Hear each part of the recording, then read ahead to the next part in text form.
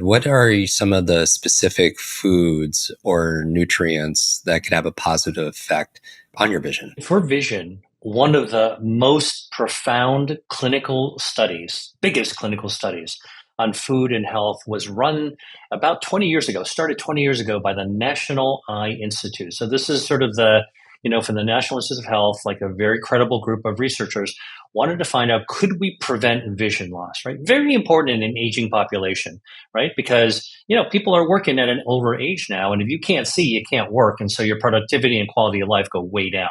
And by the way, the other reason to protect vision has to do with the fact that our eyes allow us to be independent. As we get older, we all want to be independent. We want to do our own thing. And the Mhm. problem is that if you can't see, you can't be independent. You can't even take your own medicines, right? And if you need them as an older person. So protecting vision was a big priority. So what was discovered is that there are dietary supplements that are made of the same things you can find in foods: zeaxanthin, lutein, carotenoids. Okay, and I'll come to the foods in a second. That when given to people in their 60s and 70s and 80s can dramatically reduce the risk of vision loss from macular degeneration. Amazing, right? So here's a dietary supplement that actually works. There's so much hubris about the salesmanship of dietary supplements. If you ever wanted to find one supplement to trust, it's the one that had the largest clinical trial to preserve your vision. It's called AREDS, AREDS. I don't get paid by any companies doing any of this stuff. I'm just telling you the facts, data is really convincing. So AREDS is recommended for people, frankly, over the age of 50 to take once a day in order to be able to protect their vision. But here's the thing. The stuff in AREDS is really, some vitamins, there's lutein, there's zeaxanthin. These chemicals that I just mentioned, zeaxanthin and lutein. These are natural chemicals that Mother Nature has laced into foods. What are some of the foods? Watercress, kale, broccoli, red bell peppers, persimmons, tomatoes. You get these same type of natural bioactives just from the foods that we can eat. So, this whole idea of plant-based foods, which is a generalization, we can be more specific.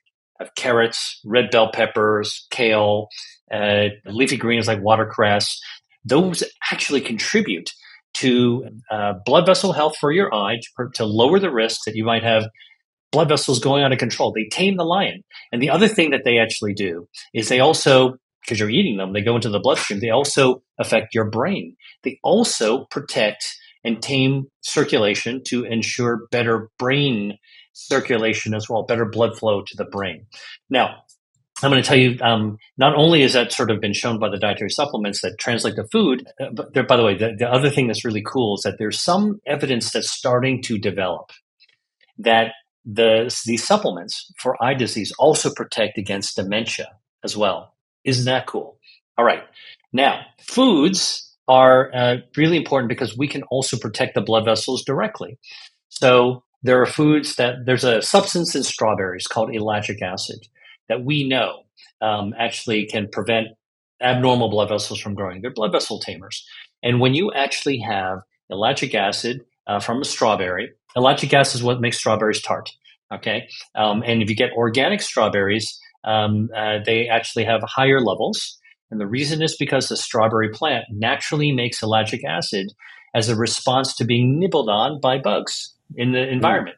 So this is Mother Nature's wound healing response. So when you grow naturally, the strawberry is going to have more ellagic acid. When you eat an organic strawberry grown naturally, you're going to get more of this blood vessel protective response.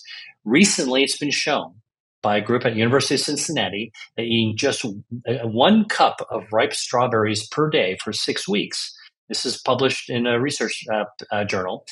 Actually, in middle-aged people who had mild cognitive deficits, right? Not full-blown end-stage dementia, but mild. Like, where are my keys? I'm sorry. What is that again? The thing that you're starting to develop the symptoms.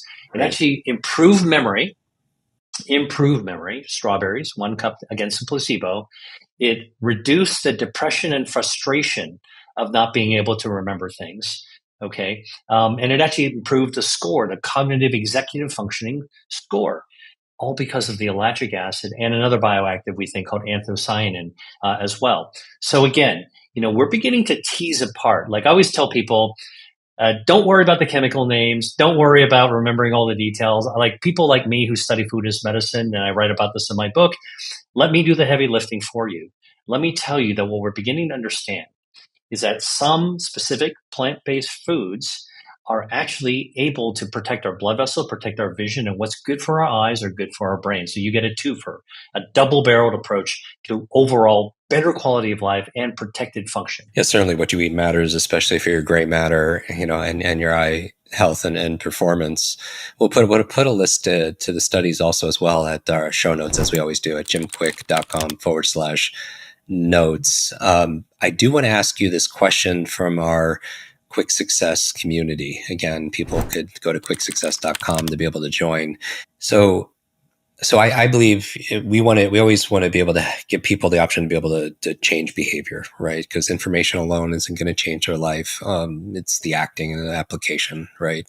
And, there's always these choices we can make. And there's really only 4 choices to make change. You either stop something, you start something, you do less of something, or you do more of something, right?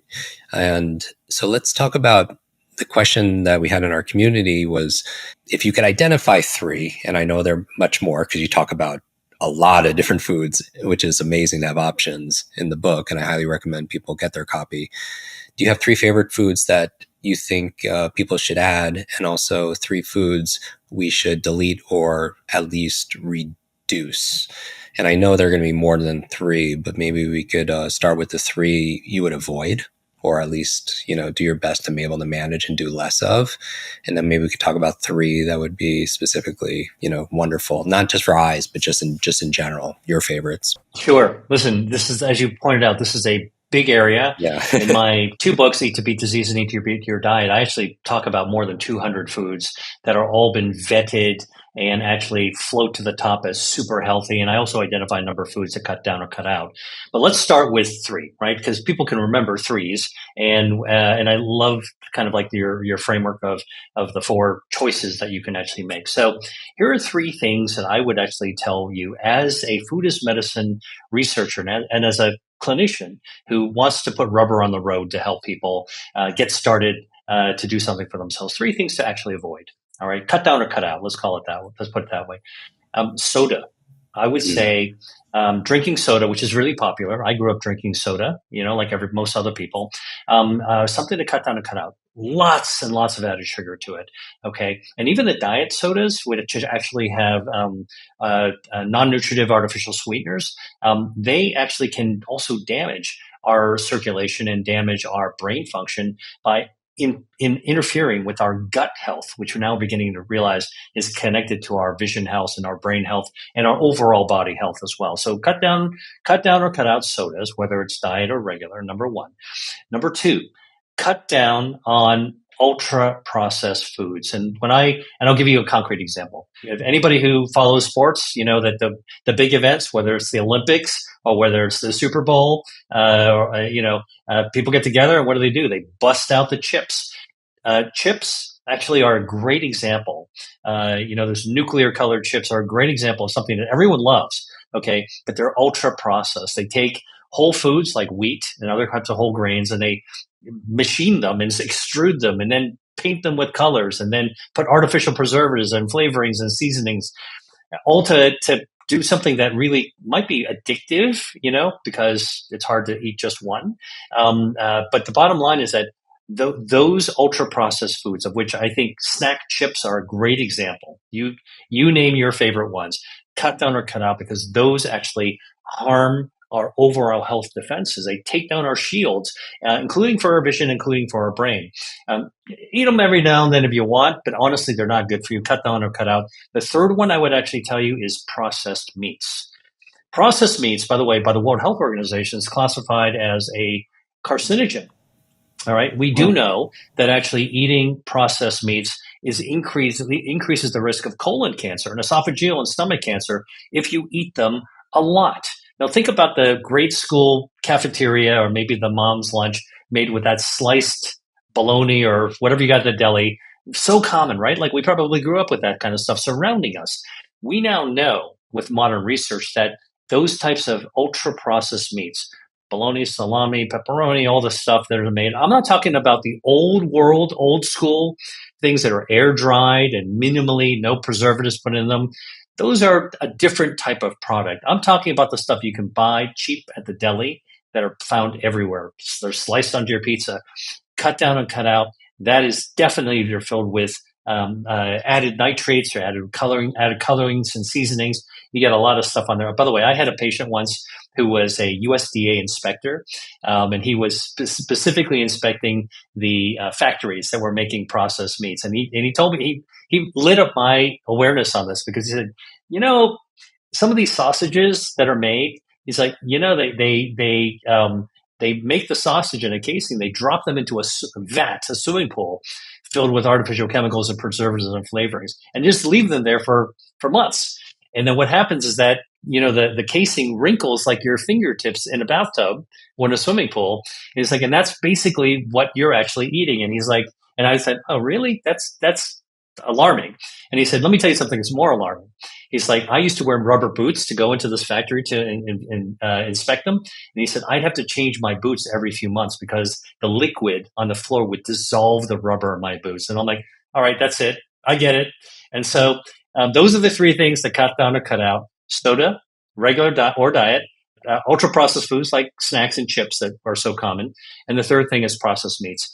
Look, if you want to have a little Right. bit every now and then, it's probably fine. But these are the things that definitely cut down. And now that you have room, because you've eliminated or greatly reduced that, you subtracted, what are three foods that are your favorite that you would add? Okay, now if you want sort of what I call grand slammer foods, these are foods that do not just one thing, but they do multiple things to light up your life. Okay, light up your health, including vision, including brain health, including heart health, including muscle function. If you're trying to be fit and you're working out and you want better muscles, you need to regenerate your muscles. You need better blood flow. So I'm going to give three grand slamming foods that I think are just winners. Number one, tea. All right. Tea is the second most commonly drank beverage in the world. I have one as well. Okay. And we used to think that green tea was like the best. Probably is. But recent research has shown that green tea, oolong tea, black tea, even super fermented tea like pu'er tea, which is a tea from Southwest China, all light up your health. Better for gut health, better for circulation, better for brain health, lowers depression, improves your blood pressure. Amazing, but scientifically shown and clinically shown benefits. So tea is one category to add in your life. By the way, don't add sugar to your tea. All right, drink it as Goodness. straight as you can. And if you're going to add sugar, if you're going to put sweeteners, you can use honey, or you can use sort of more natural sweeteners. Just don't dump chunk lots and lots of cane sugar into it, and dairy too. I'm giving you some fine points here, but they're practical. I think people like practical Yeah, things. absolutely. The British tea is actually to use milk in your tea, the afternoon tea. Have a little milk or cream to your tea. A lot of people like that. Look, yeah, the polyphenols in the tea, the catechins that are good for us. That's what lights up your life. They get caught in the little soap bubbles that cow dairy actually forms in tea. These are invisible soap bubbles. You can't see them, but chemically they form soap bubbles. When you drink it, actually, the good stuff, the catechins, actually are still stuck in the bubble, and they just go right through your stomach. And so you only absorb maybe 30% of the good stuff. The rest of it just kind of tumbles out of you. All right. And so if you want to get the most, I always talk about getting the most out of whatever effort you're doing. If you hold back on the dairy, nut milk is okay. It's the cow milk that actually forms those bubbles. So almond milk, soy milk, those are fine if you want to cut it. So tea, something to include. Second, berries. I'm using berries as a category, so you get to choose your own.